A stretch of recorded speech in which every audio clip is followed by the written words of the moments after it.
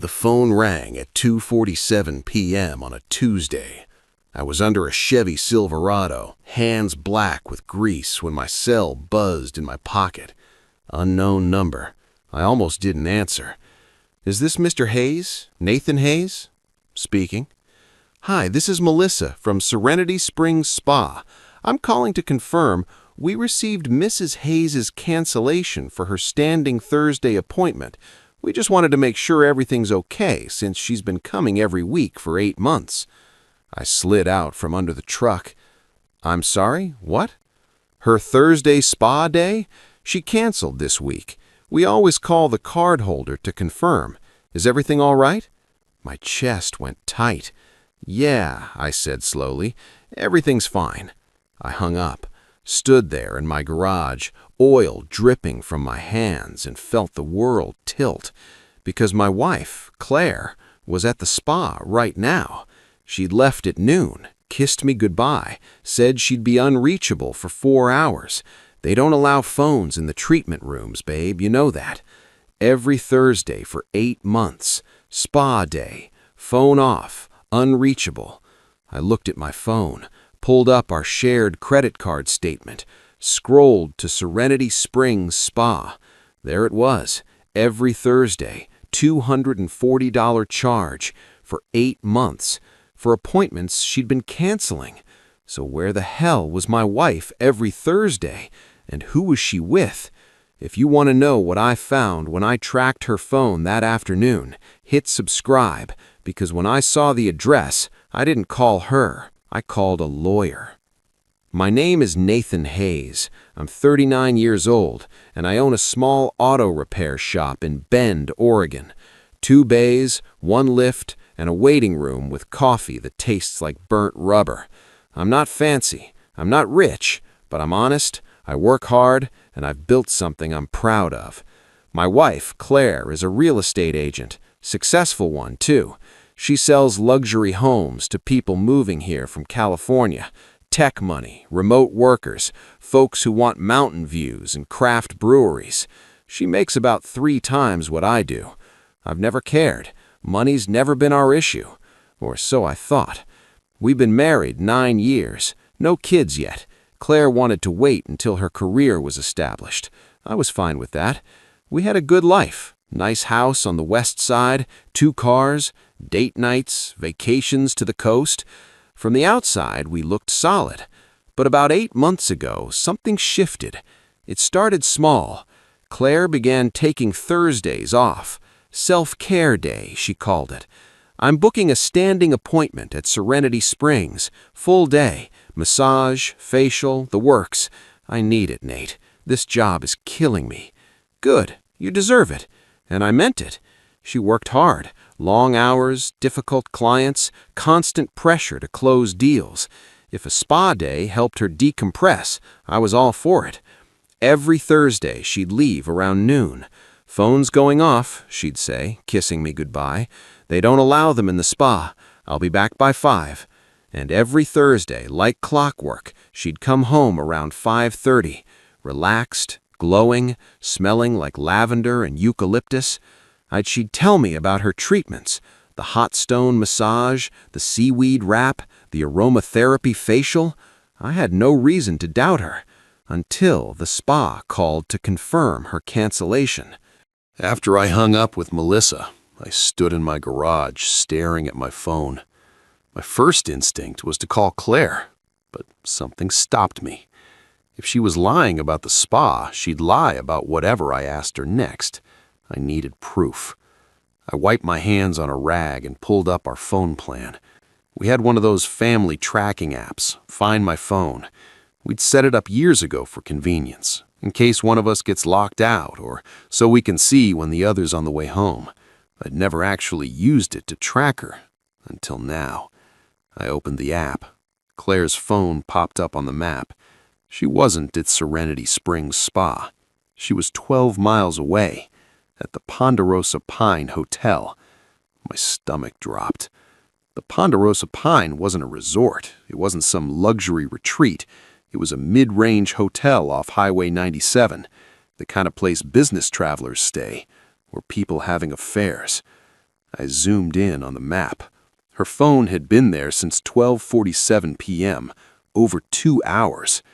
I sat down on my creeper, hands shaking. Maybe there's an explanation, I told myself. Maybe she's showing a property. Maybe it's a client meeting. But even as I thought it, I knew it was bullshit. Real estate agents don't turn off their phones for client meetings, and they don't lie about where they are. I didn't call her. I didn't drive to the hotel. I did something smarter. I called my buddy Marcus. Marcus is a private investigator. We went to high school together. He'd helped me out once before when I had an employee stealing tools. "Nate," he answered. "What's up, man?" "I need a favor." "Name it." "I need you to check something for me, quietly."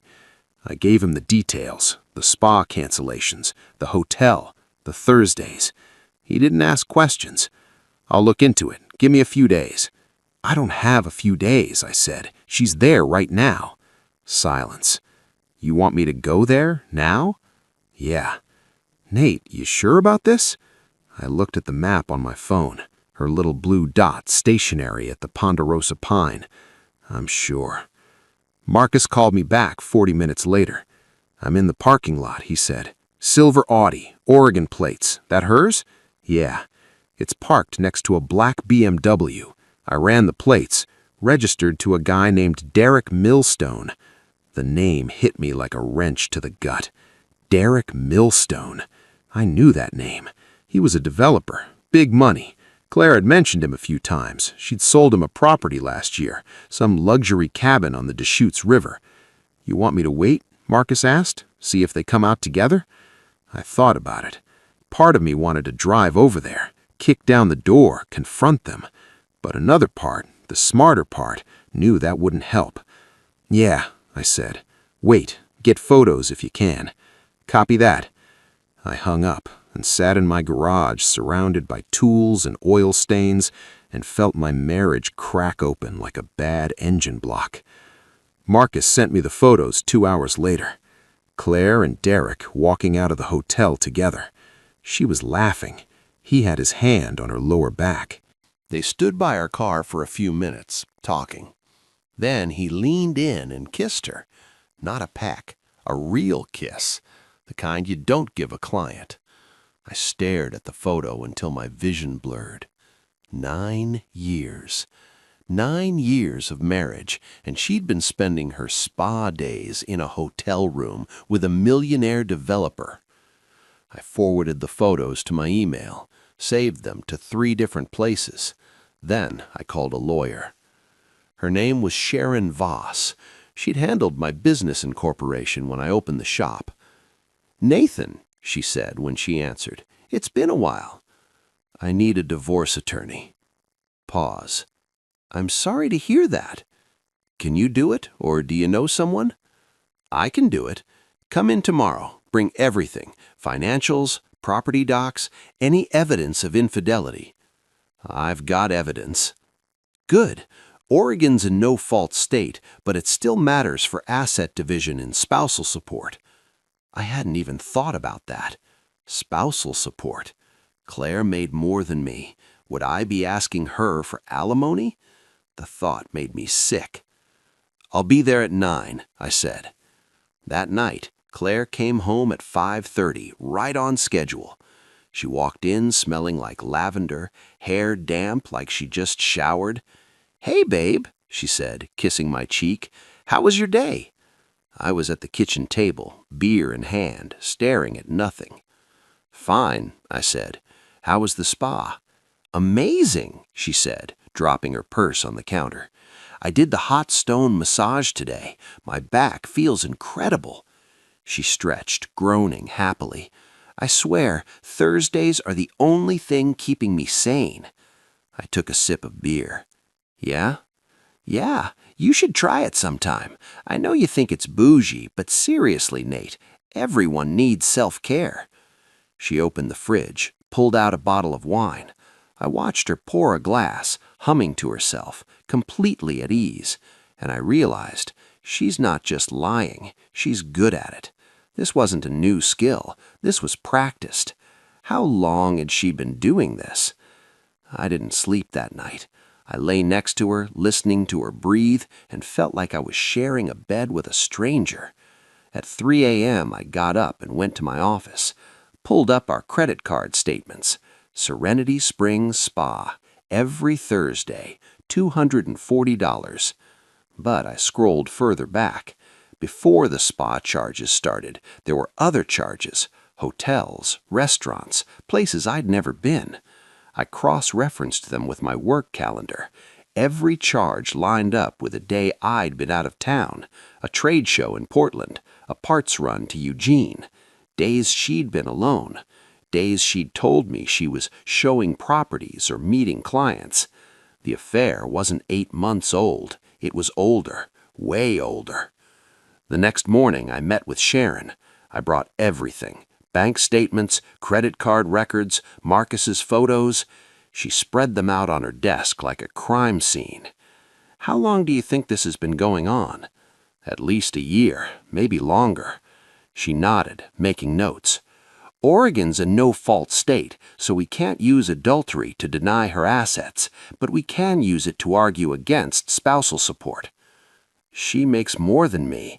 Would she be asking for support?" Sharon looked up. If she's smart, no, but people get greedy in divorces, especially when they're caught. She tapped the photos. "These are good. Time-stamped, clear images. If she tries to claim the marriage was already broken, we can show a pattern of deception." "What about the house?" "Marital asset. You'll likely split it, unless you can prove she used marital funds to finance the affair." I thought about the hotel charges, the spa payments. She did. Sharon smiled. It wasn't warm. "Then let's make sure she pays for it." I didn't tell Claire I knew. Not yet. Sharon advised me to wait.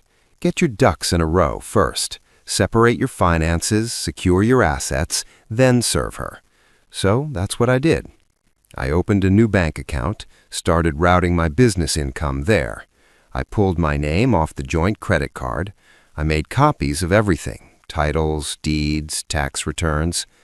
I moved slowly, carefully, and I watched her. Every Thursday, she'd leave for her spa day. Every Thursday, I'd check the tracking app.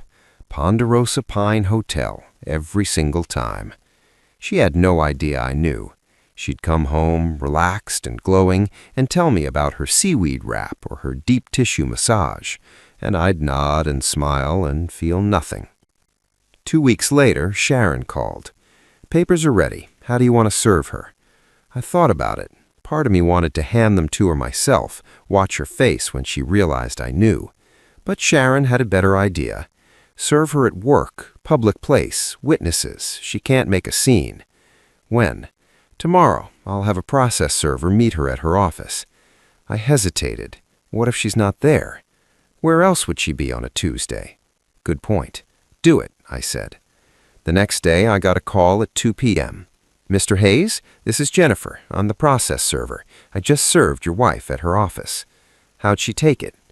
Pause. "Not well. She tried to refuse them. I explained that's not how it works." I almost smiled. "Thanks. Good luck, Mr. Hayes." I hung up and waited. It didn't take long. At 2:47 p.m., exactly 1 hour later, my phone exploded. 17 missed calls from Claire, 12 texts. "What the hell, Nate? You served me at work? Call me right now. We need to talk." I didn't respond. I turned off my phone and went back to work. She showed up at the shop at 4:30. I was closing up, wiping down the tools, when her Audi screeched into the parking lot. She stormed in, divorce papers in hand, face red. "What the F, Nathan?" I didn't look up. "You got the papers?" "You served me at work, in front of my colleagues." "Where else would I serve you? At the spa?" She froze. The color drained from her face. "What?" I set down the wrench, turned to face her. "The spa called me 3 weeks ago to confirm your cancellation." Silence. "They said you'd been canceling your Thursday appointments for months, but still getting charged." Her mouth opened. Nothing came out. "So I checked the tracking app. Turns out you weren't at the spa. You were at the Ponderosa Pine Hotel." Her hands started shaking. with Derek Millstone. She dropped the papers. Nate, Don't. It's not what you think. It's exactly what I think, I said. I have photos, timestamps, credit card statements. I know everything, Claire. She sank onto the bench by the door, head in her hands. How long have you known? 3 weeks. Why didn't you say anything? Because I wanted to be smart, not emotional. She looked up, tears streaming.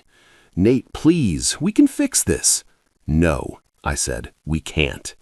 It was a mistake. For how long? I interrupted. How long has it been going on?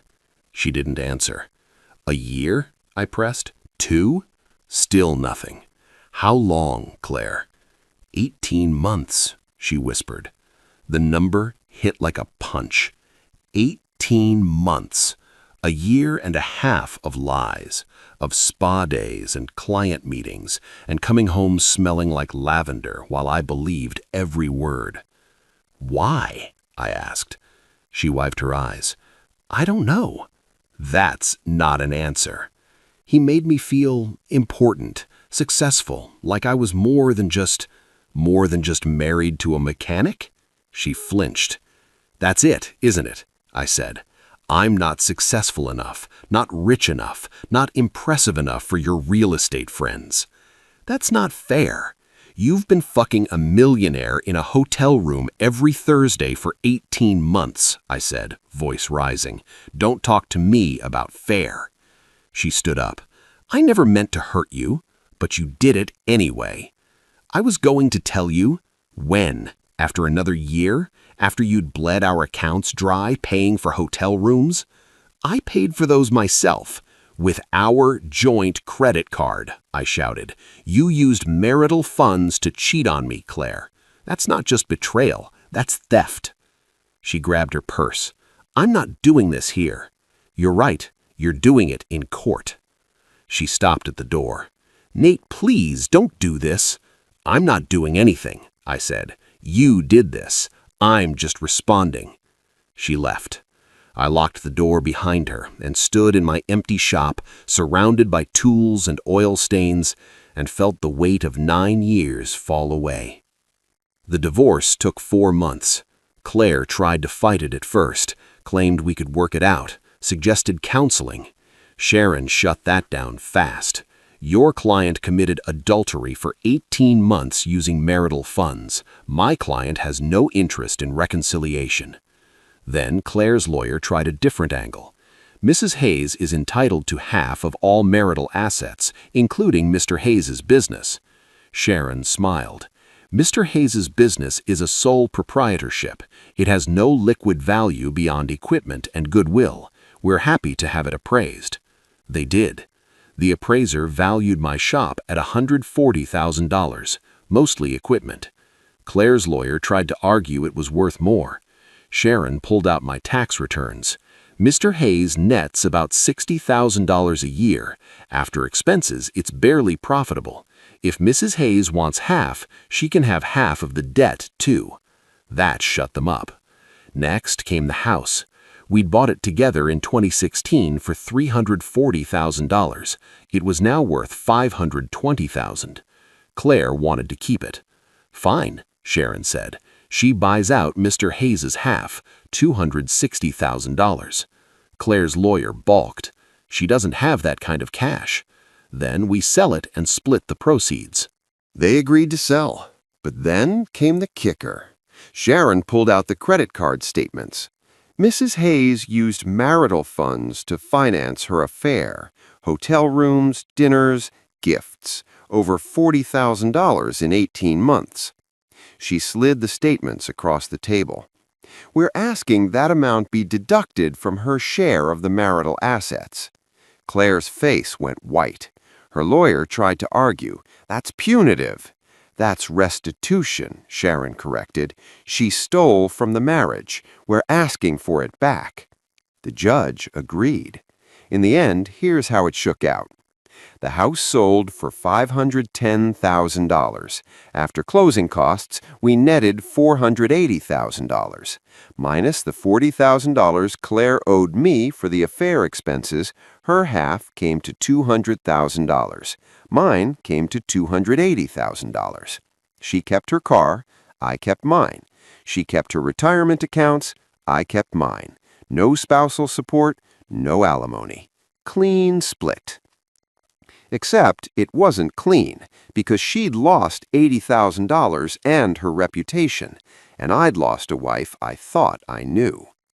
6 months after the divorce was final, I ran into Derek Millstone. I was at Home Depot buying parts for the shop when I saw him in the lumber aisle.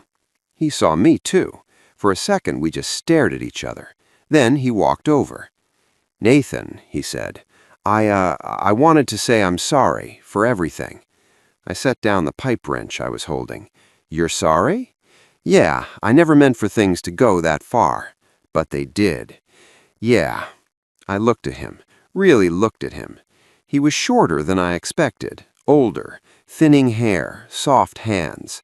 This was the guy she'd thrown away 9 years for? "Is she worth it?" I asked. He blinked. "What?" "Claire, is she worth it?" He shifted uncomfortably. We're not together anymore." I almost laughed. "What happened?" "She wanted more. I wasn't ready for that." "So you used her for 18 months and then dumped her." His face reddened. "It wasn't like that." "Yeah," I said, "it was." I picked up my wrench and walked away. Behind me, I heard him say, "I really am sorry." I didn't turn around.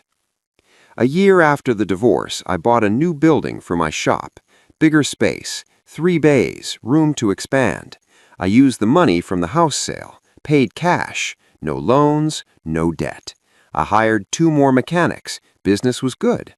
I started dating again, nothing serious, just coffee here and there. One woman, Amy, asked me why I got divorced. "She cheated," I said simply. "I'm sorry. Don't be. I'm better off." And I meant it. Because here's what I learned. You can't love someone into being honest. You can't work hard enough to make someone stay. And you can't fix a marriage when only one person's trying. Claire chose Derek. Then Derek chose himself. And I chose me.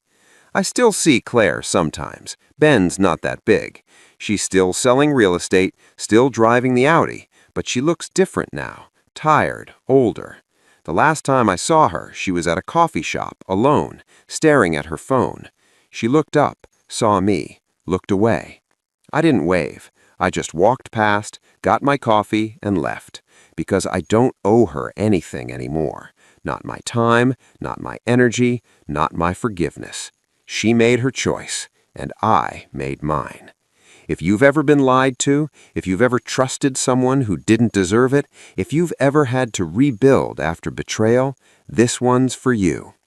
Comment "I chose me" if this hit home. Hit subscribe for more stories about the quiet strength it takes to walk away, because the spa didn't call to ruin my marriage. It called to save my life.